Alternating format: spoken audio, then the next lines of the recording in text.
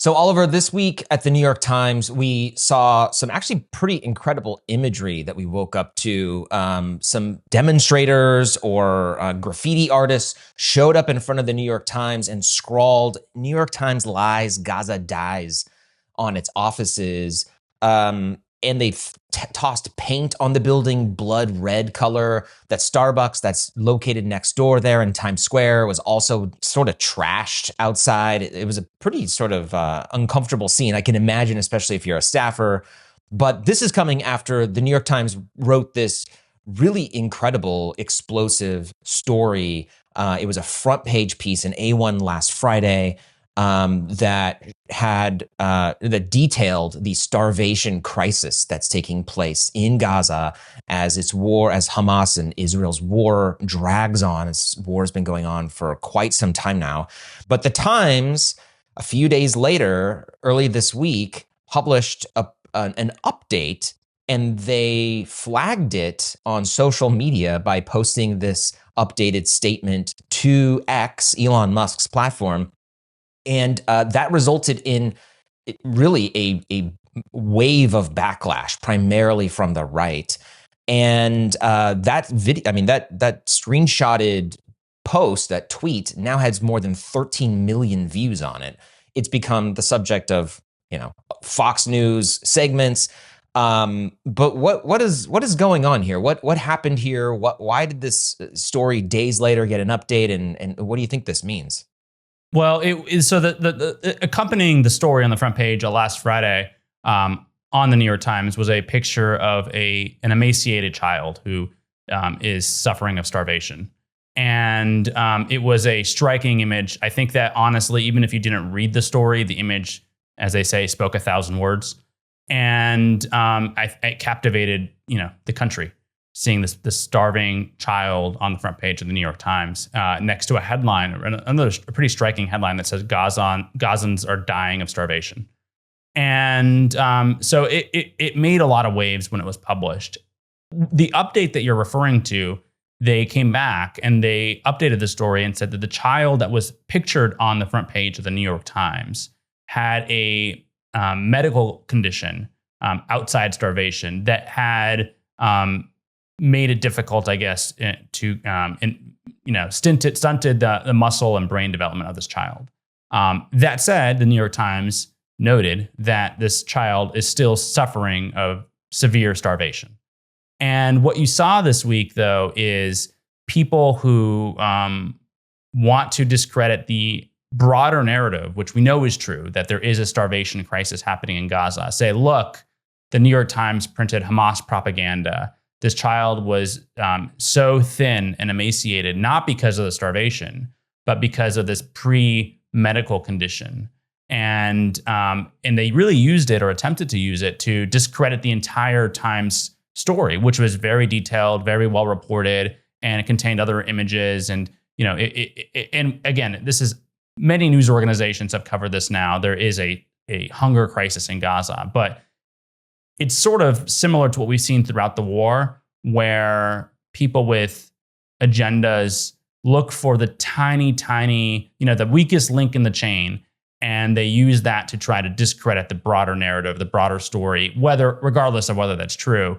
And, inside the New York Times, this has led to some frustration and dismay, because in the eyes of leadership, they were doing the right thing, which was publishing on their own accord a transparent update. And instead of being, I don't think anyone gets rewarded for doing the right thing these days, but instead of being, people saying, well, look how transparent the New York Times is with their reporting and lauding the newspaper for publishing that update, you just see relentless attacks, including from the former prime minister of Israel, saying that this was blood libel. And you saw Fox News segments saying, New York Times publishes correction on story, even though there was no correction. This was just an update. But inside the Times, I think there's a great deal of frustration about this, and they feel that no matter what they do here, they are just getting pummeled by critics. Yeah, I noticed when I was reading up on what happened here and the reaction to it online, many of the stories including what we saw on Fox, called this a story correction. But that's not even what happened here. They appended like an editor's note at the bottom of the piece.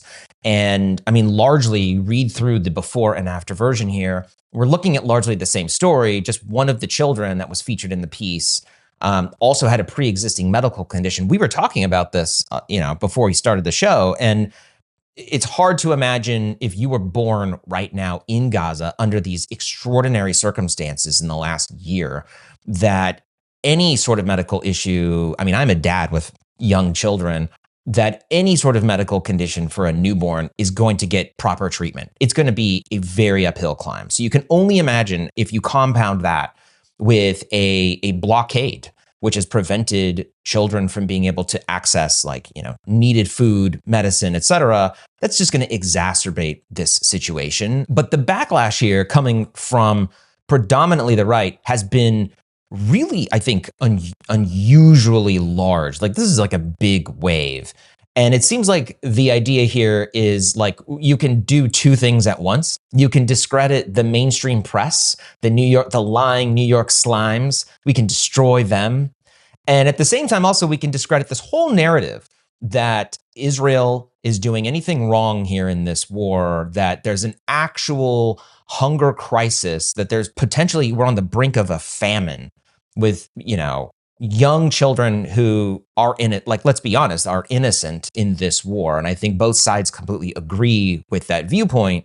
But it's a way to say that this issue is one that is manufactured by the mainstream press. And we know that because on the other end of this is Hamas. And Hamas is, using its propaganda forces to infect the American mainstream press, to manipulate the American public. And my view from reading this is that they are largely trying to convince people not to believe your own eyes, that there's something more going on here. You are still somehow being lied to. And as the Times, you did some fantastic reporting on this, as the Times said, their own reporters who are in this incredibly dangerous war zone are risking their lives to try to even bring this reporting out of there. I mean, I think it's pretty widely known now that Israel is not really allowing anyone from the media to go in here and to offer any sort of protection that, if you go over here and you can interview folks, we're not going to suddenly drop bombs. Our tanks are not going to go off. You're not going to see us open fire like we've seen in food lines repeatedly in recent days with dozens of people dying in them. So the Times is literally risking their lives having staff in there to bring these stories out, only to now have a transparent update saying one of the kids in here, actually, we learned a little bit more about them, and to be, and for that to be weaponized against them and for the press at large. But also, the child that was featured is suffering of severe starvation. So whether they have a medical condition that impacts them outside the starvation, that honestly arguably makes it worse, that kids who have medical conditions are literally starving. And so, I don't really understand the criticism of this as if, it's okay. It reminds me of COVID. You remember during COVID when people were dying, and then again, on the right, generally, they were saying, well, they weren't dying of COVID. They had those medical preconditions, right? That's why they died. And so the million people, I guess, that died because, or whatever the number was, the scores of people who died because of a medical precondition that was exacerbated by COVID apparently don't count as COVID deaths, which is absurd. And it seems similar to the argument that's being made here that, oh, well, this kid is starving, but actually the reason, he's in such bad medical condition is because of that medical precondition, not the starvation.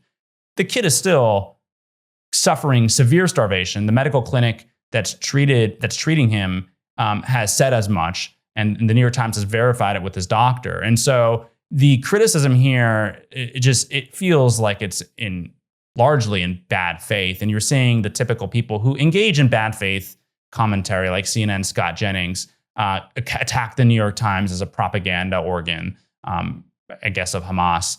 And you're seeing, you know, a very, I think, I don't know, it just feels like it's these people are not usually engaged in an honest commentary, and now they're seizing on this to sow doubt about a thing that we know is very true, that people are starving and it's a humanitarian crisis in Gaza. Thank you for watching Power Lines. For more analysis and insight, subscribe to our YouTube channel down below, like this video, and you can watch more of us right over here.